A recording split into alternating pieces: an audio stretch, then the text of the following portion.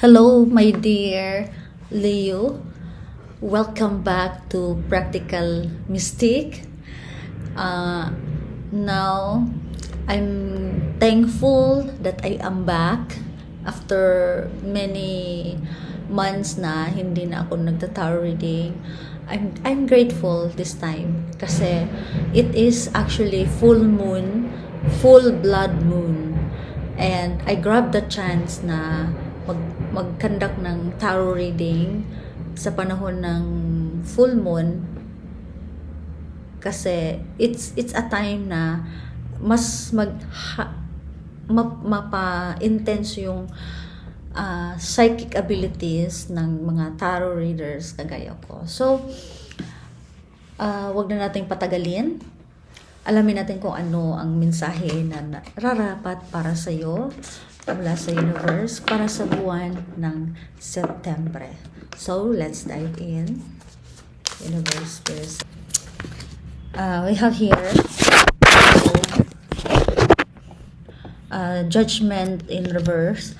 Itong Judgment in reverse, ibig sabihin, sa ngayon, ikaw ay hindi masaya dahil yung puso mo ay puno ng galit, sama ng loob, pagdududa sa sarili. Kasi itong kulay na ito, in reverse position man, nangangahulugan na hindi aktibo yung heart chakra mo. Hindi siya aktibo dahil low vibrational, no? Dulot ng masama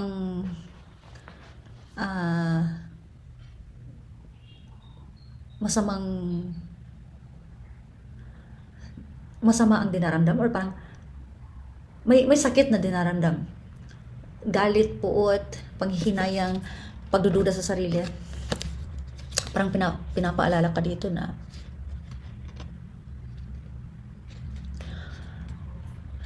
kailangan mong palayain yung sarili mo. Ibig sabihin na kung mapapatawad mo yung ibang tao, parang pinapalaya mo rin ang sarili mo, no? You let yourself set free from unhealed wounds, okay? Parang ang pagpapatawad sa ibang tao, hindi lang yan pagbibigay kalayaan para sa ibang tao, kundi regalo mo rin yan sa sarili mo na pinapalaya mo yung sarili mo mula sa galit, mula sa hinanakit or sama ng loob, no? Isa yung malaking regalo sa sarili actually. And this time, kung meron ka mang sama ng loob tungkol sa mga tao na nagtatraitor sa iyo or nang api sa iyo, wag kang gumanti, okay? Let them go and let God, okay? Release yourself from that wounds caused by others. Nanakit sila sa'yo kasi sila din mismo yung mga tao na unhealed, okay? Parang ginawa nila ito sa'yo kasi gusto nilang maging miserable yung buhay mo kagaya nila, okay? Which is hindi maganda. Kailangan mong putulin yung curse, no, na sa pamamagitan ng pagpapatawad, okay? Heal yourself from these unhealed wounds or projections or emotional abuse caused by others. Parang nagiging stuck, totally stuck ka sa present. Hindi mo ma-enjoy ang good opportunities sa present kasi yung utak mo nakakulong siya, no? Kinulong ng iyong mga nakaraan na karanasan na paulit-ulit na gumagambala sa isipan mo, okay? Itong crow, yung ibon na ito, siya yung parang bumubulong sa isipan mo na ito yung nagawa mo sa nakaraan, ito yung naalala mo pa ba ito yung nakaraan na nanghihinayang ka sa ginawa mong ito, parang ganun. Parang pinapaalala ka sa tungkol sa nakaraan. Okay? Which is hindi maganda. Kasi kapag, kung ano yung iniisip mo, gagawa at gagawa siya ng emosyon dito sa iyong damdamin. So, ikaw, barado yung heart chakra mo, which I mean, hindi ka masaya, dahil always nasa isip mo yung mga mapapait na karanasan sa nakaraan na siyang gumagawa ng emosyon. The kind of emotion created is pain, hatred, or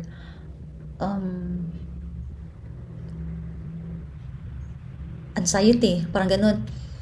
So, kung gusto mong magiging masaya, kailangan mong baguhin yung isipan mo, no? Wag kang magpaabala sa gumagambala na ibon ito that represents your past, okay? Hindi ka makakatanggap ng panibagong enerhiya mula sa future, or hindi mo man lang ma-enjoy ang kagandahan ng kasalukuyan na panahon, yung mga enerhiya na nasa kasalukuyan na panahon, dahil ikaw ay nakakulong sa nakaraan. Yung isipan mo puno ng mga mapapait na karanasan na siyang gumagawa ng emosyon na di ka nais-nais sa iyong damdamin, na naging dahilan kung bakit hindi ka masaya. Okay? Remember that your thoughts creates your emotion. Your thoughts create your emotion. Okay? So, yun.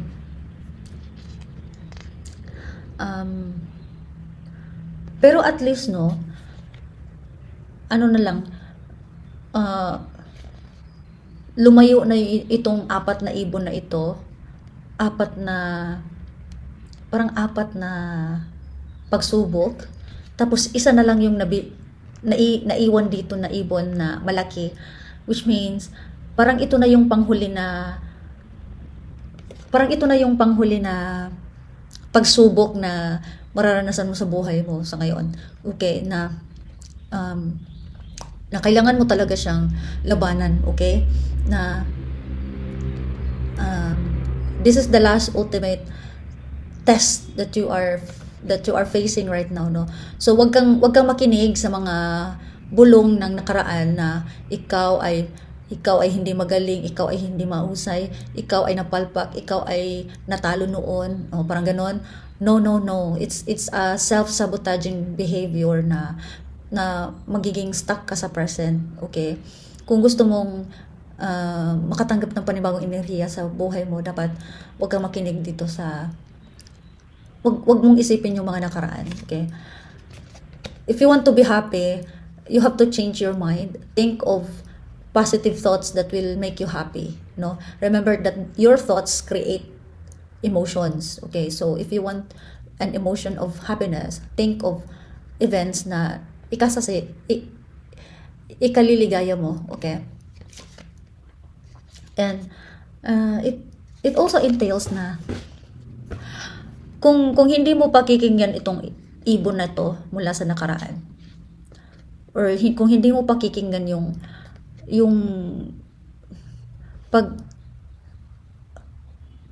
negatibo na kaisipan mo dito sa iyong utak, posible na lalayo na ito yung ibon sa iyo at hindi ka nalilingon sa kanya, at doon ka na nakatingin sa taong dito na banda, which means kalayaan, no? Panibagong simula, oportunidad, at panibagong enerhiya sa iyong buhay. Okay? Ang ganda naman ng message, pero I hope na naiintindihan mo yung paliwanag ko. Sa ngayon parang mahirap magsalita na naka-brace. But I'll try my best talaga. Okay? And ito, page of Pentacle. Wow, matingkad ang kulay ng Pentacle. It's beautiful.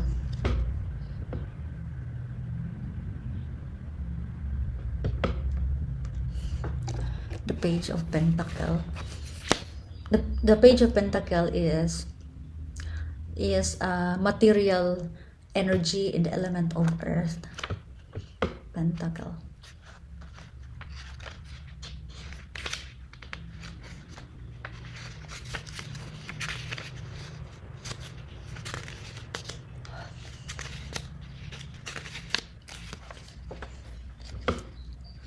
You are manifesting a new opportunity, beginning and good new ambitions, skills and training, financial opportunities, new career paths, new connections, exploration, stage, a beginner, earth magic, making plans a reality. Wow, ang ganda. Ibig sabihin, ikaw ito, wag mo nang isipin yung mga tao na nakasama mo sa nakaraan. Ang dapat mong isipin ay yung sarili mo sa kasalukuyan, no? Na ikaw ay tatanggap ng, isipin mo na ikaw magmula ngayon, makakatanggap ka na ng panibagong oportunidad, panibagong simula, panibagong kasamahan, panibagong kaalyansa, okay? So, you are beginning to manifest it. Sinasabi ko sa iyo dahil gusto kong pakinggan mo, at if you keep listening and listening to the word, then it will truly be manifested in the physical realm for you, my dear Leo. Okay, and we have here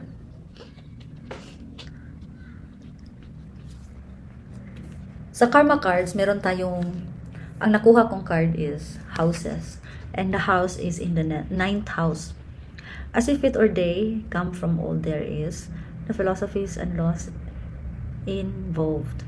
Do it in a big way.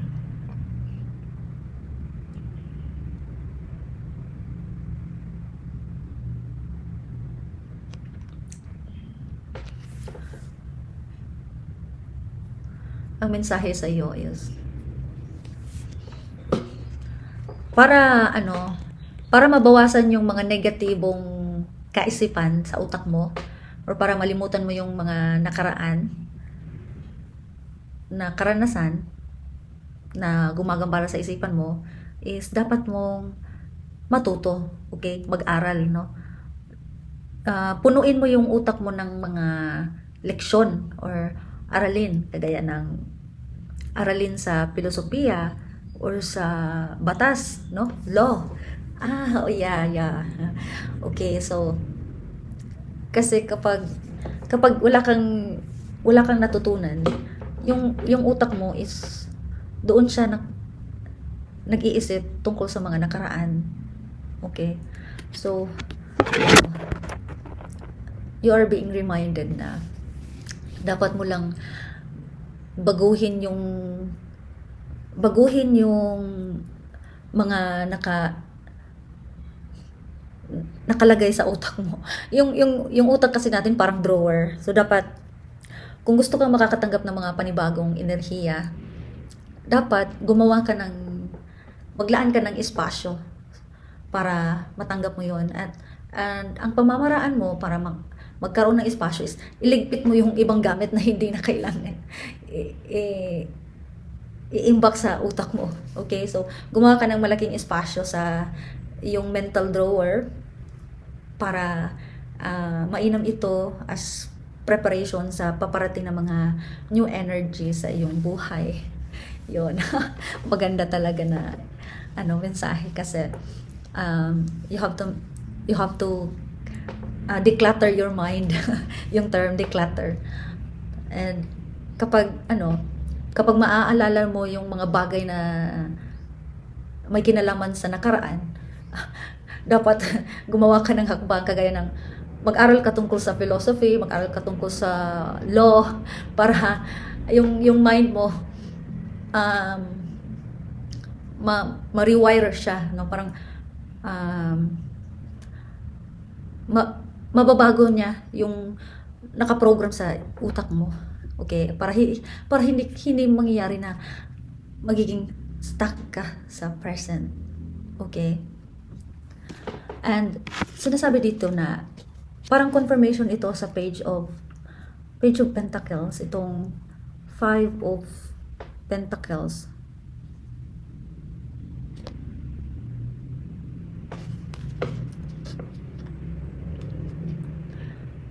Ay, hindi. Actually, opposite.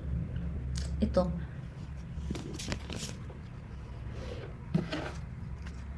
Sabi ko na nga ba eh.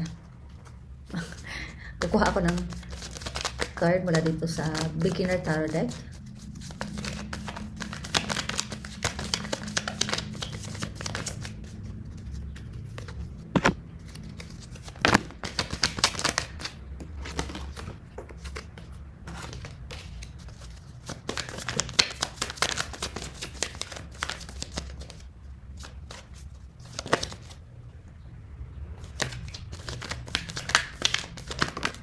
Ayan. Okay. Ito ay ang unang card ay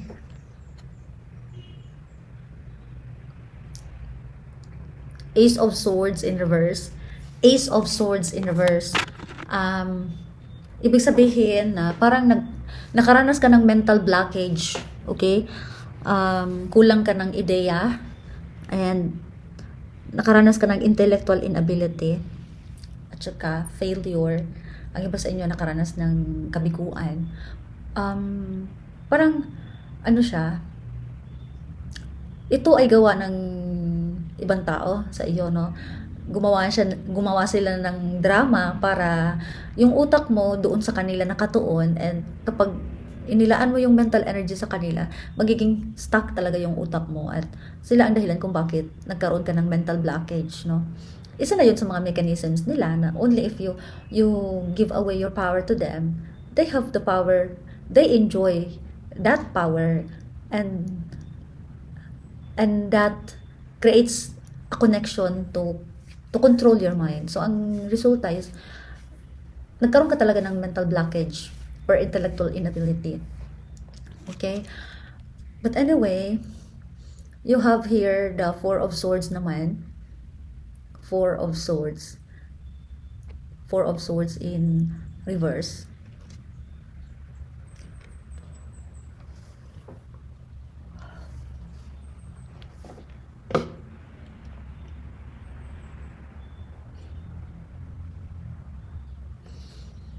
Parang napagod ka dahil stuck ka sa present. Napagod ka sa iyong mga hinaharap na hamon. Parang kailangan mo ng rest.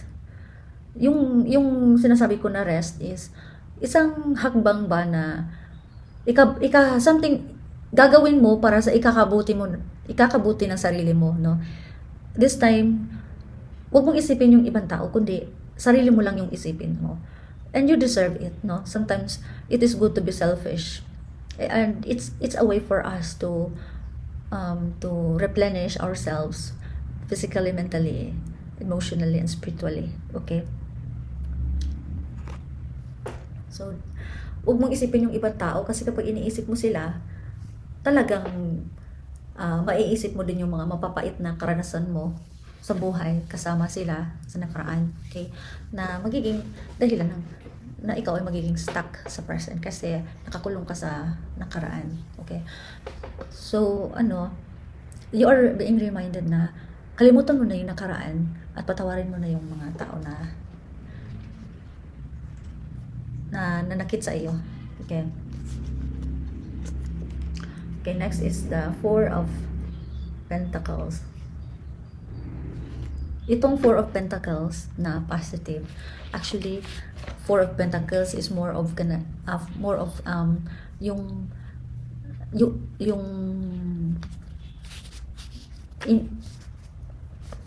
ano ba yun sa Tagalog, yung kinikip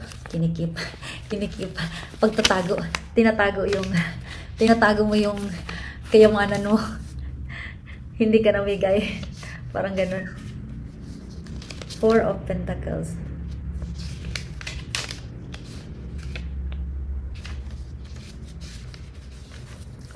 Four of Pentacles.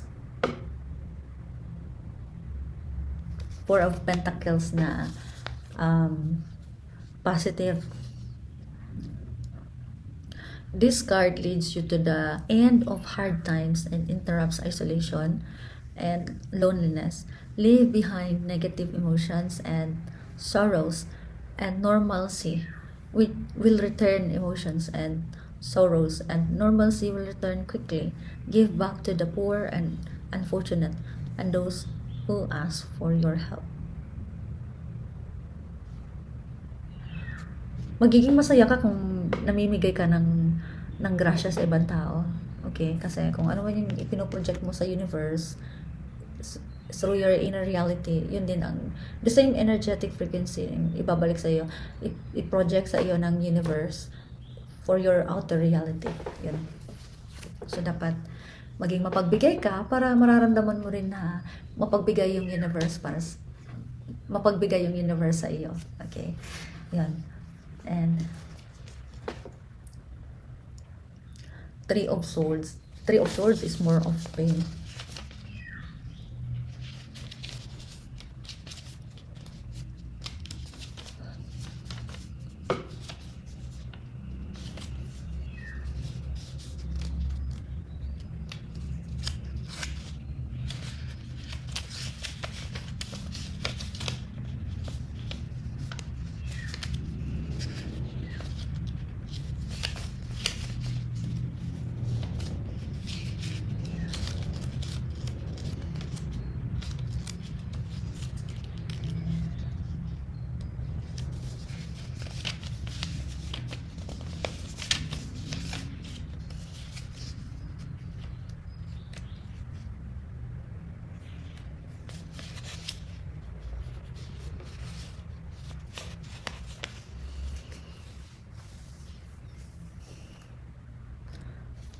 Three of Swords.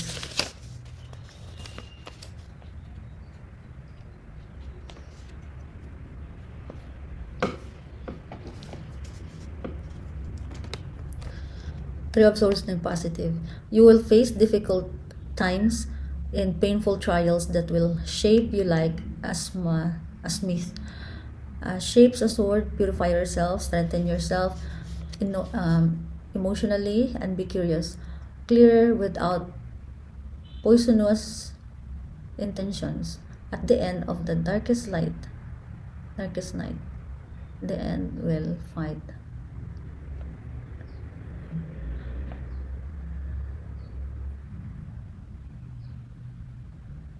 In the past, you have been hurt and have hurt others. Clear without poisonous intentions.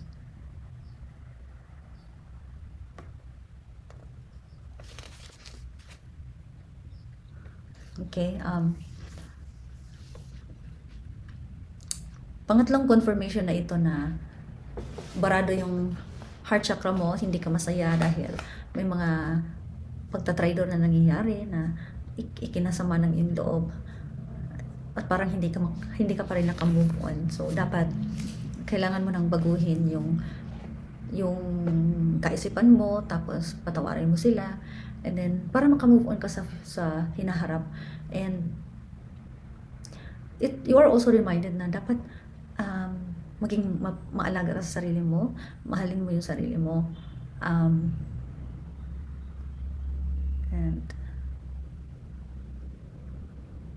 it is time na wag mong ipamigay yung physical energy mo, mental and emotional energies na sariling iyo lang tanga. So ito lang. And ang mensahe sa iyo mula sa Powerful Thought Cards by Luis Hay is that I trust this process of life. Naniniwala ako sa proseso ng aking buhay. Ibig sabihin, ang buhay mo ay kagaya ng buhay ng isang halaman. Nung maliit ka pa, inilagay ka sa maliit na paso or maliit na lalagyan.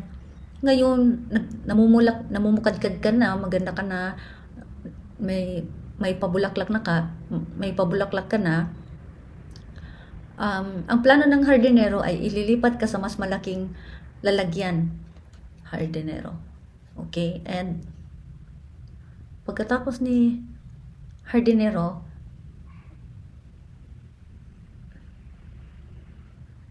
is ililipat ka pa sa mas malaki na paso. So nangangahulugan na survivor ka and nakayanan mo din lahat. So Yun. Affirm this to yourself. There is a rhythm and flow to life, and I am point I am pan I am bakit hindi mabasa? I am part of it. Life supports me and brings to me only good and positive intentions. Life supports me and brings to me only good and positive intentions or positive experiences. I trust the process of my life to bring me my highest good. Wow, ganda. Maganda. Maganda ang mensahe. Okay, next. Parang yung proseso mo, yung pangangalaga sa iyo bilang halaman ay parang masakit talaga kasi imagine komportable ka na sa maliit na lalagyan tapos kukunin ka at ililipat ka sa mas malaki na lalagyan na, which is masakit kasi komportable ka na doon sa dati mong lalagyan tapos ngayon ilalagay ka sa mas malaki na parang hindi ka komportable kasi kaya naninibago ka, no? Masakit ang proseso na ililipat ka naman, ilalagay ka naman doon sa kabila, parang ganon. Yun ang nangyayari sa buhay mo na kung nakaranas ka ng pain ngayon, may purpose yan, no? Probably dahil inaasahan ng Panginoon na magiging matapang ka, magiging malakas ka as preparation na naman sa sumunod na estado ng buhay mo. Yun.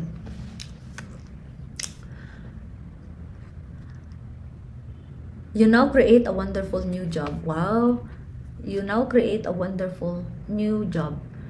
May apat na mata. May apat na mata na nakatingin sa'yo. So, ibig sabihin, it's like,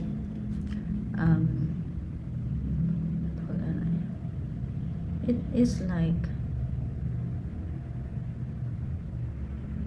kapag mamimili ka sa malaking tindahan, hindi ka na makakabili ng patingi-tingi na pamimili, kundi yung pangkalahatan na pamimili kagaya ng ginawa ng mga artista dito sa tindahan na ito. So ito,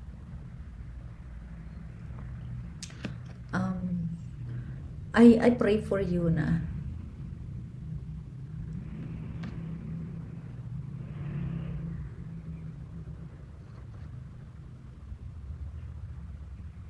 I pray na mag-e-enjoy ka sa panibagong simula sa buhay mo. Affirm this to yourself. You are totally open and receptive to a wonderful new position using your creative talents and abilities, working together with your people. You love them, and inside your wonderful location and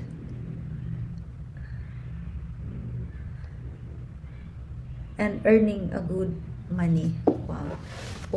Magkakaroon ka ng panibagong trabaho na kung saan makakatulong yung talento na meron ka. Ikaw lang yung makakagawa nun dahil magaling ka.